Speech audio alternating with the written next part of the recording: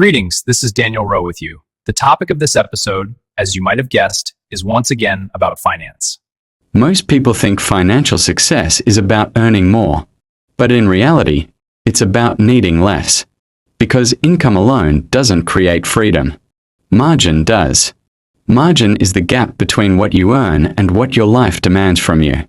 And that gap determines whether money works for you, or you work for money. Two people can live in the same city, with similar lifestyles, yet feel completely different about their future.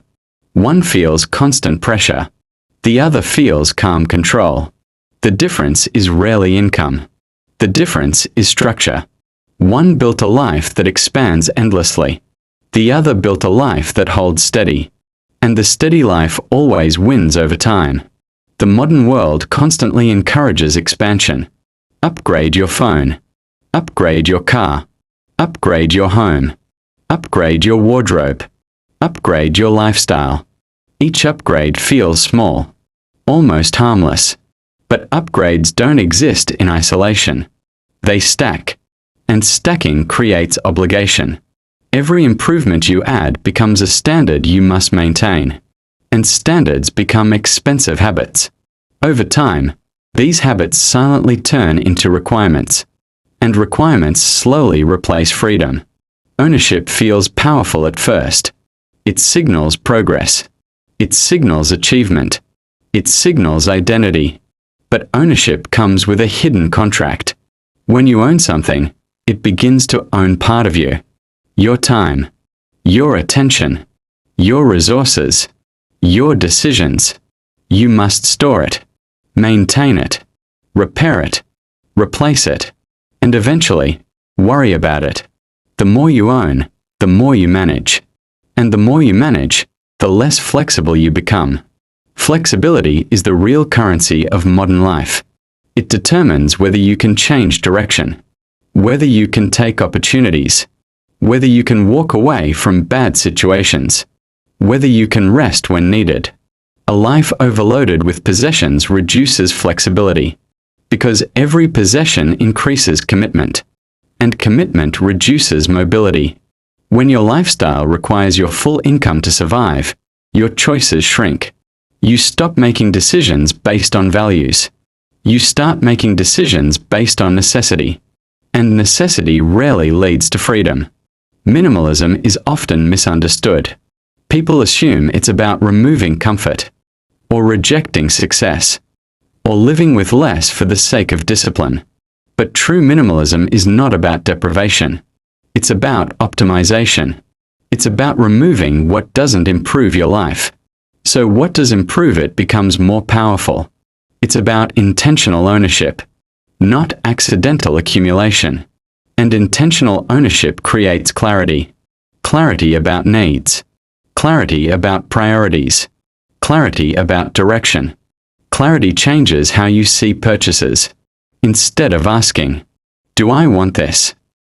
you begin asking, "What will this require from me long term?" Because every item has an ongoing cost, not just financially, but mentally, visually, emotionally. Unused objects create noise, and noise drains energy. A clean environment reduces cognitive load. A simple environment increases focus, and focus increases effectiveness. Minimalism doesn't remove value. It removes distraction. Many people assume happiness scales with spending.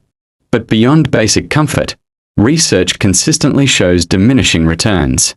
More possessions don't create proportionally more satisfaction. Instead, they create complexity. Complexity demands attention. Attention is limited. When attention is consumed by managing life, less remains for living it. Minimalism reverses this dynamic. It reduces complexity, which restores attention, which improves presence, which enhances life satisfaction. One of the biggest traps in modern life is lifestyle inflation. As income rises, expectations rise alongside it. The new normal replaces the old one. And the satisfaction disappears quickly. This creates an endless loop. Earn more. Spend more. Adapt. Repeat. Without intention, income growth rarely leads to wealth. It simply leads to upgraded dependency. Minimalists interrupt this cycle.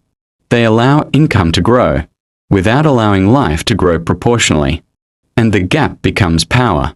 Power, in this context, means optionality. Optionality is the ability to choose, to leave a job, to pursue a project, to relocate, to pause, to take risks. Optionality comes from margin. Margin comes from restraint. And restraint comes from clarity. Without clarity, restraint feels like sacrifice. With clarity, restraint feels like strategy. Minimalism is a strategic approach to resource allocation. It prioritizes long-term flexibility over short-term stimulation. Impulse purchases deliver brief excitement, but excitement fades quickly. Obligations remain. Minimalists recognize this asymmetry. They avoid trading permanent cost for temporary feeling. Instead, they invest in durability. Durability of finances. Durability of attention. Durability of lifestyle. And durability compounds. Over time, reduced consumption creates an unexpected psychological shift. Security replaces status as a source of confidence. When savings grow, the need for visible signals of success decreases. Validation becomes internal, not external. You stop proving success through things. You start experiencing it through stability. And stability feels deeper than display. Eventually, simplicity becomes natural. Decision fatigue decreases. Maintenance shrinks. Stress reduces. And time expands. Time to think. Time to plan. Time to explore. Minimalism doesn't slow life down. It frees it from unnecessary friction. The world will continue to encourage consumption, because consumption drives economies. But personal fulfillment rarely aligns perfectly with economic incentives. The market benefits from your dissatisfaction. Minimalism protects against that influence. It creates internal standards. And internal standards are harder to manipulate. At its core, minimalism is about defining enough. Enough space. Enough comfort. Enough convenience. Enough status. Without defining enough, expansion never stops. And without stopping, satisfaction never arrives. Defining enough creates an endpoint. And endpoints create peace. Wealth is not what you display. It's what you control. It's the space between income and obligation. It's the freedom to act without fear. Minimalism strengthens that space. Not by removing joy, but by removing dependency. And in the long run, the person with fewer dependencies always holds more power. Subscribe and leave a like if this helped you rethink wealth and lifestyle. Want more ideas on how to increase your income? Then hit the like button, share your capital goals in the comments, and make sure to